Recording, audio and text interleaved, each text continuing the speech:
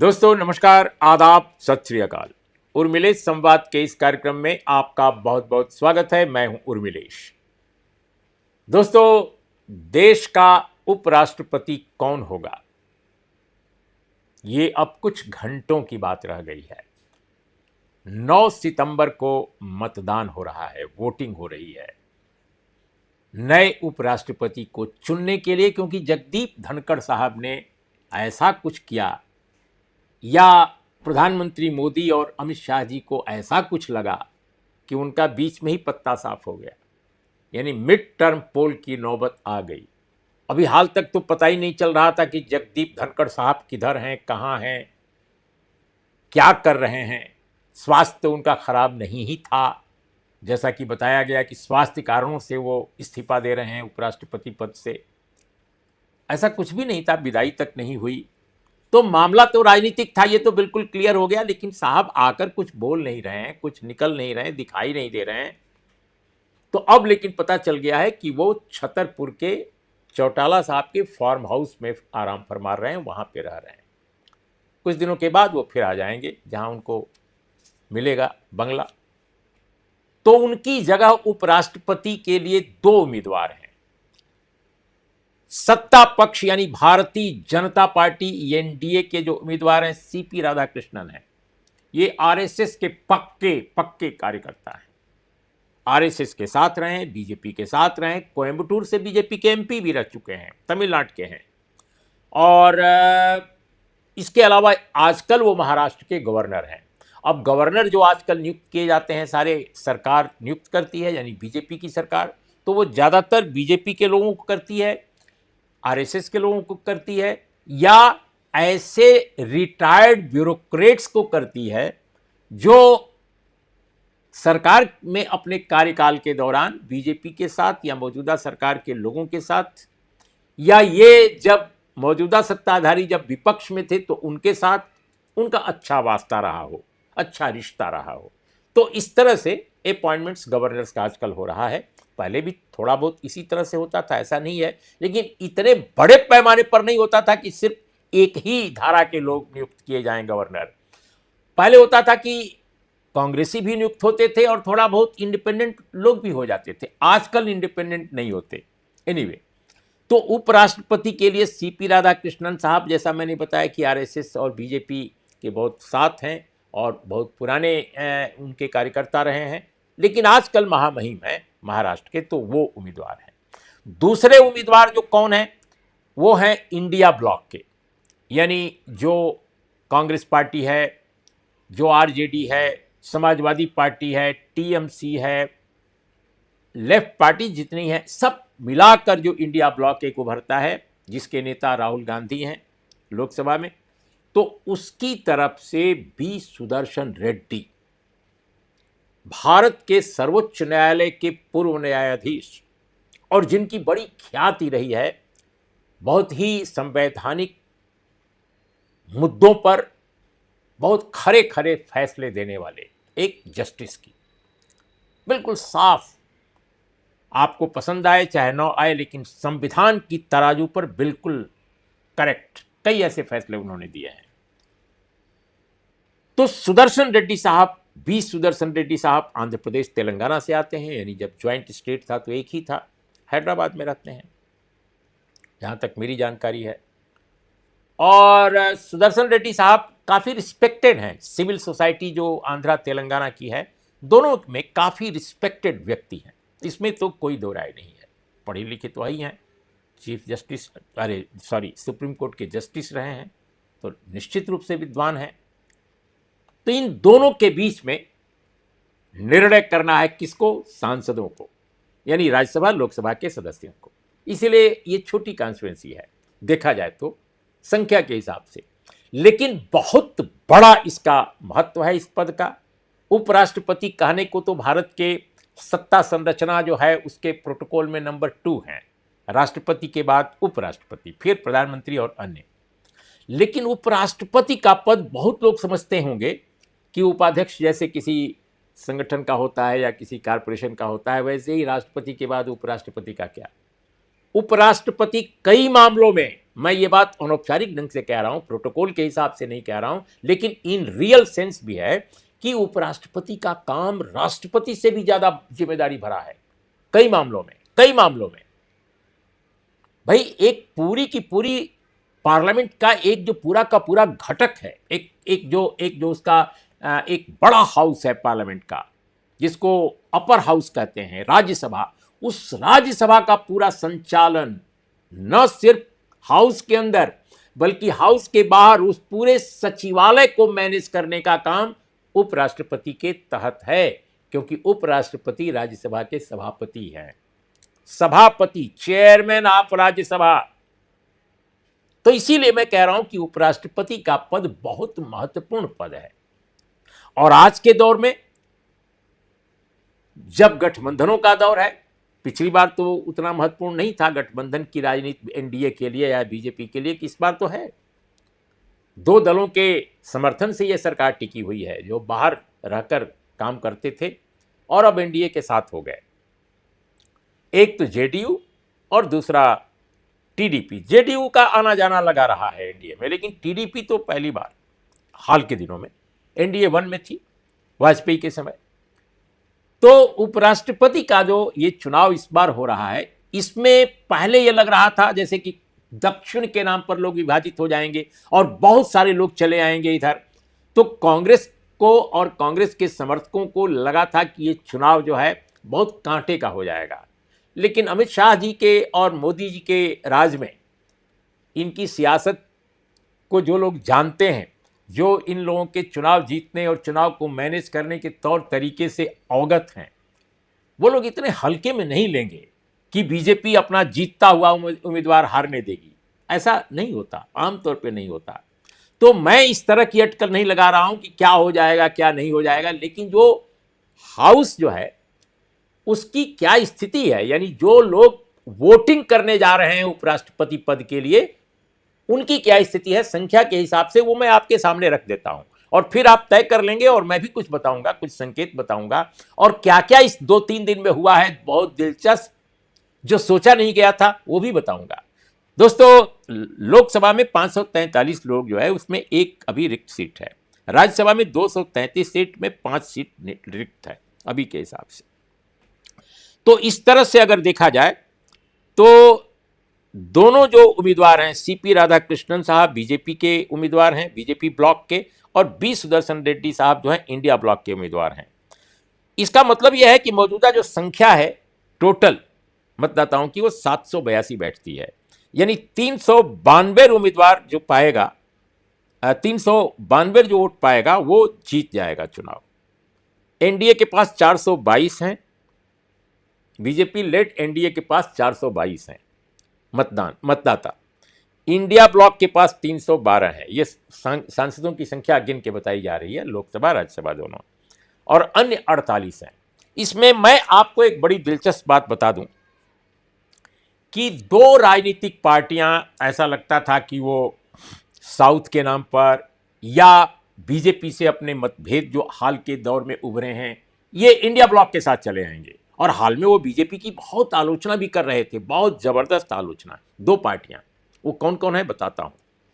एक पार्टी तो ओडिशा में जो हाल तक राज कर रही थी बरसों बरस से, वो है बीजू जनता दल।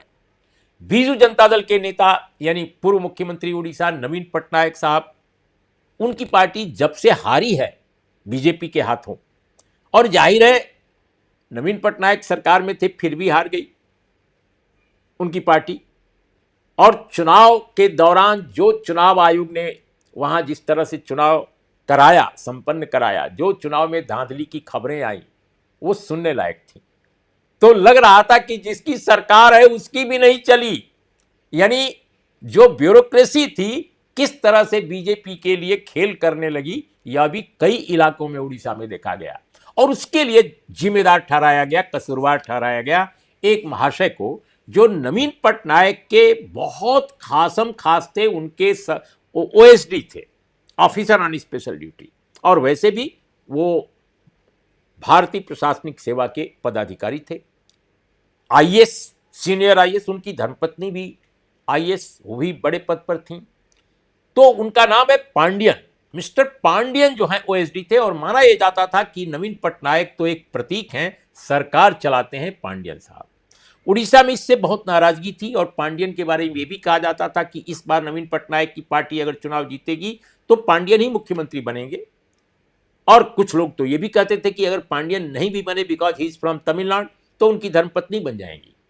और इसको लेकर नवीन पटनायक की पार्टी में काफी नाराजगी थी। बहरहाल चुनाव हार गए और सरकार चली गई। तो विपक्ष के नेता नवीन पटनायक हैं, बहुत बुजुर्ग हैं, लेकिन जब आप राजनीति में कंसिस्टेंट नहीं होते मूल्यों के प्रति, विचारों के प्रति, तो वही हाल होता है जो नीतीश कुमार जी, नवीन पटनायक या चंद्रबाबू नायडू जैसे लोगों का हो रहा है। अब नवीन पटनायक के सामने संकट यह था कि अभी हाल तक वो बीजेपी का विरोध कर रहे थे, इंडिया ब्लॉक के साथ आते नजर आ रहे थे, हाउस में भी और हाउस के बाहर भी। लेकिन उनकी पार्टी में कुछ लोग न जाने क्या खुसुर फुसुर करने लगे। हो सकता है पांडियन साहब के सामने कोई समस्या आ गई हो। पार्टी ने बगावत कर दी कि अगर आप लोग कहेंगे बीजेपी को वोट करने के लिए तो हम हरगिज नहीं देंगे वोट। पार्टी के ज्यादातर सांसद इंडिया ब्लॉक को वोट करने के पक्ष में थे, जो सांसद हैं, और सांसद उनके कम हैं। सांसद जो है बीजेडी के 7 हैं, लोकसभा में एक भी नहीं है, राज्यसभा में सारे के सारे हैं, क्योंकि इस बार तो सारी सीटें हार गए। इसी तरह से बीआरएस के जो सांसद हैं, बीआरएस का मतलब चंद्रशेखर राव की पार्टी, भारत राष्ट्र समिति, उसके पास भी लोकसभा में 0, कोई मेंबर नहीं है, लेकिन राज्यसभा में 3 सदस्य हैं। तो 7 और 3 10 सदस्य थे जो इंडिया ब्लॉक की तरफ आ सकते थे। 3 भले नाम है, लेकिन 7 तो अवश्यंभावी था कि आ जाएंगे। लेकिन सुदर्शन रेड्डी साहब के प्रति आकर्षण के बावजूद कि वो विद्वान हैं, वो उपराष्ट्रपति के लायक हैं, इंडिपेंडेंट माइंड के हैं, बेहतर ढंग से सरकार वहाँ पर कार्य संचालन चलाएंगे हाउस का, लेकिन इसके बावजूद भी अभी बीजू जनता दल ने आज फैसला किया है, जब मैं आपके सामने हूं, कि भाई हम अब्सटेन करेंगे, यानी हम न वोट डालेंगे न वहां जाएंगे, हम जो है न इधर वोट डालेंगे न उधर डालेंगे। तो कोई तो मजबूरी होगी नवीन पटनायक की। आइए नवीन पटनायक की मजबूरी हो या पांडियन साहब की हो, बात तो एक ही है। पांडियन साहब पर कुछ होगा तो नवीन पटनायक पर होगा, नवीन पटनायक पर होगा तो पांडियन साहब पर होगा। तो कहते हैं कि नवीन पटनायक को दिल्ली आना पड़ा। वो इतने बुजुर्ग हैं कि आमतौर पे नहीं ज़्यादा ट्रेवल करते, शरीर भी मतलब थका हुआ है, काफ़ी वर्षों से उस सेवा में है, तो लेकिन उनको आना पड़ा। और यहाँ आकर उन्होंने सांसदों में कोई बगावत न पैदा हो, इसके लिए काफ़ी काम किया और तब जाकर ये फैसला हुआ कि भाई आप स्टैंड करेंगे। तो एक और राजनीतिक फैसला, एक गलत फैसला कि आप इधर रहें उधर रहें, नहीं हम बीच में रहेंगे, हम कुछ नहीं करेंगे, तो ये फैसला कर दिया उन्होंने। चंद्रशेखर राव तो वैसे भी प्रो बीजेपी रहे लंबे समय तक, बीच में थोड़ी खटर पटर हुई जब उनकी पार्टी को बीजेपी स्वयं अंदर अंदर घुस करके और ख़त्म करने लगी, उनके सामने भी संकट आ गया, तब वो सत्ता से बाहर भी हो गए और उन्होंने भी एब्सटेन करने का फैसला किया। खुश रखना है भाई, नहीं तो पता नहीं, बहुत सारी एजेंसियां काम करती रहती हैं हर राज्य में। वही हाल उड़ीसा में भी है। उड़ीसा के जो अफसरान हैं, जो नवीन पटनायक के बड़े करीबी, बहुत सारे लोगों पर नजर रही है। तो इन कारणों से अब ये जो है एब्सटेन करेंगे। तो इंडिया ब्लॉक की तरफ जाता हुआ ये 10 वोट मानकर चलिए कि ये भी कट गया।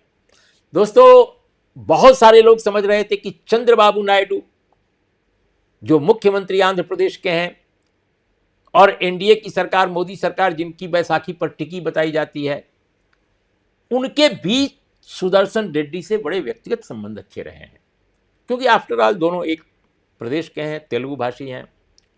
तो तेलुगु बिड़ा यानी तेलुगु के सुपुत्र, उसके नाते बी सुदर्शन रेड्डी को समर्थन करने का चंद्रबाबू नायडू पर भारी दबाव था।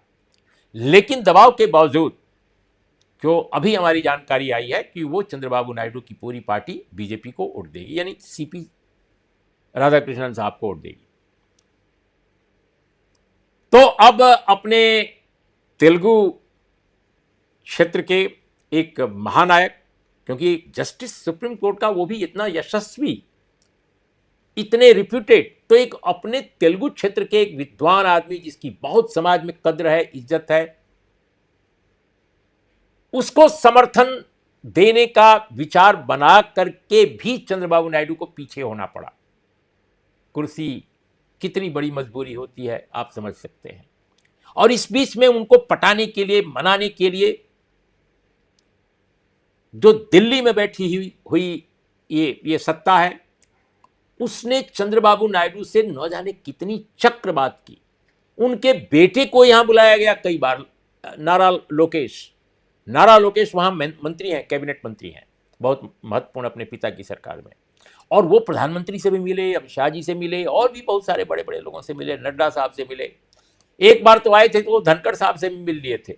लोग कहते हैं कि वो भी एक कारण था इस्तीफे का, जगदीप धनखड़ के। हालांकि लोग बताते हैं कि एक नहीं, दो कारण थे उसमें, बल्कि 3 कारण भी हो सकते हैं। अरविंद केजरीवाल ने सुना है कुछ लीक कर दिया, कुछ लोग कहते हैं नहीं साहब नारा लोकेश ने लीक किया, चंद्रबाबू नायडू को बता दिया अपने पापा को, और पापा ने समझा कि इसी समय विश्वास और ज़्यादा हम मजबूत अर्जित कर लेंगे मोदी जी का, अमित शाह का, उन्होंने सब कुछ बता दिया। अब जिसमें जो सच है, ये सब कही जा रही हैं बातें।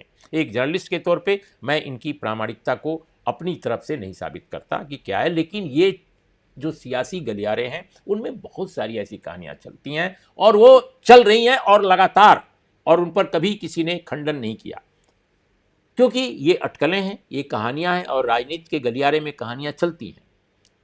तो दोस्तों, ये जो अभी स्थिति है उपराष्ट्रपति के चुनाव में, जो लग रहा था कि एक विद्रोह की स्थिति पैदा हो सकती है एनडीए में, फिलहाल वो संभल गई है।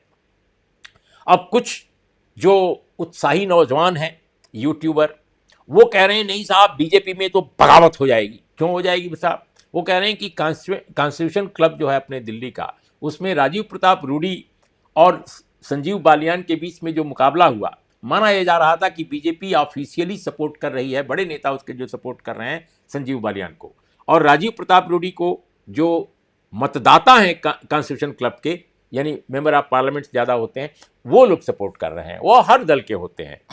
और इस तरह से राजीव प्रताप रूडी ने वो काम कर दिया जो अनहोनी, मतलब आश्चर्यजनक, क्योंकि उन्होंने काम अच्छा किया था। एक एडमिनिस्ट्रेटर के तौर पे वो अच्छा काम कर रहे थे, इसमें कोई दो राय नहीं, और उन्होंने कॉन्स्टिट्यूशन क्लब का काफ़ी कुछ नक्शा हुलिया बदल दिया।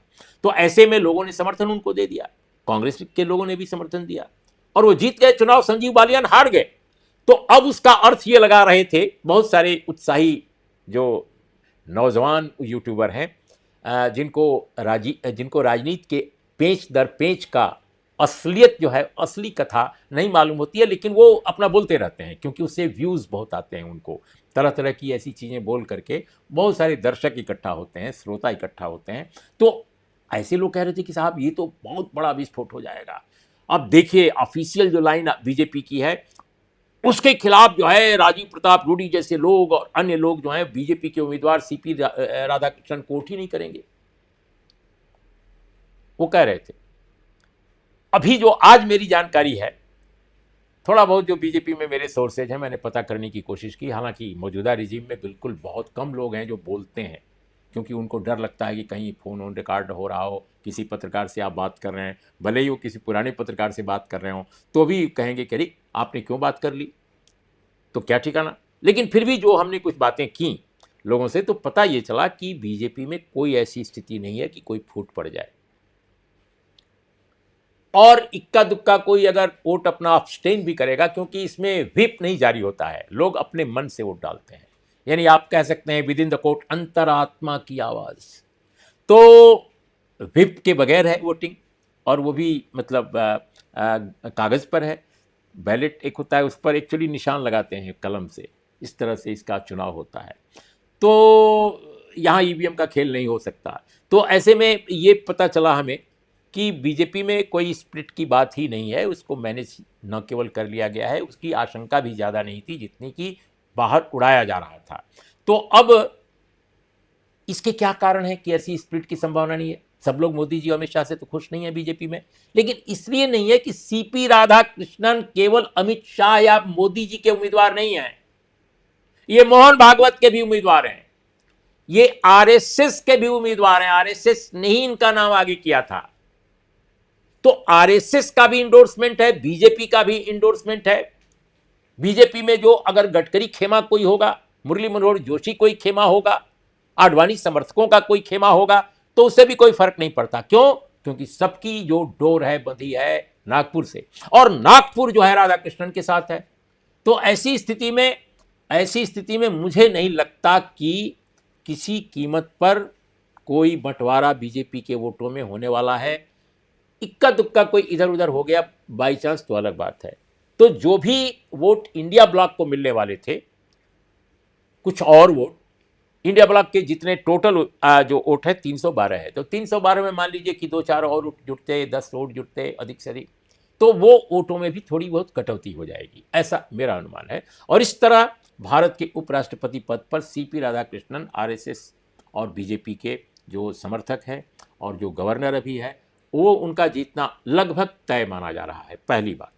दूसरी बात कि भारत के संवैधानिक इतिहास में ये तीसरी बार है जबकि मिड टर्म पोल हो रहा है, यानी ये राधाकृष्णन साहब का कार्यकाल जो है ये पूरा नहीं होगा, ये आधा कार्यकाल होगा और उसमें मिड टर्म, और उसमें ये तीसरे व्यक्ति हैं। इसके पहले बीबी गिरी के समय एक बीबी गिरी को इस्तीफा देना पड़ा था उपराष्ट्रपति पद से, और इसके बाद आर वेंकटरमन को भी इस्तीफा देना पड़ा था, लेकिन धनखड़ जैसी स्थिति नहीं हुई थी कि सरकार कहे कि इस्तीफा दे दो और इस्तीफा देना पड़ा। नो, उनको इसलिए इस्तीफा देना पड़ा था मिस्टर वेंकटरमन को और मिस्टर बीबी गिरी को कि राष्ट्रपति पद के लिए उनका मनोनयन हो गया था कि भाई ये राष्ट्रपति पद का चुनाव लड़ेंगे, तो उन्होंने सीट खाली की और इसके लिए उपराष्ट्रपति के लिए चुने गए थे श्रीमान शंकर दयाल शर्मा जी एक तो, और दूसरे गोपाल स्वरूप पाठक पहले चुने गए थे बीबी गिरी के बाद, और शंकर दयाल शर्मा चुने गए थे आर वेंकटरमन के साथ के बाद। तो ये स्थिति थी। तो ये पहली बार कि सरकार ने अपने ही द्वारा प्रस्तावित, यानी बीजेपी की तरफ से जो प्रस्तावित उम्मीदवार थे, धनखड़ साहब जो चुनाव जीत गए थे, उपराष्ट्रपति बन गए थे, उनको बाहर किया और अपना फिर से एक नया उपराष्ट्रपति चुनने जा रही है। और मोस्ट प्रोबेबली, हम भविष्यवाणी तो नहीं करते, लेकिन सीपी राधाकृष्णन उपराष्ट्रपति के चुनाव में बाजी मार लेंगे, ऐसा लगता है, जो समीकरण है उससे भी और जो अभी अंदर की पॉलिटिक्स हुई है उससे भी। तो दोस्तों, आज इतना ही। नमस्कार, आदाब, सत श्री अकाल।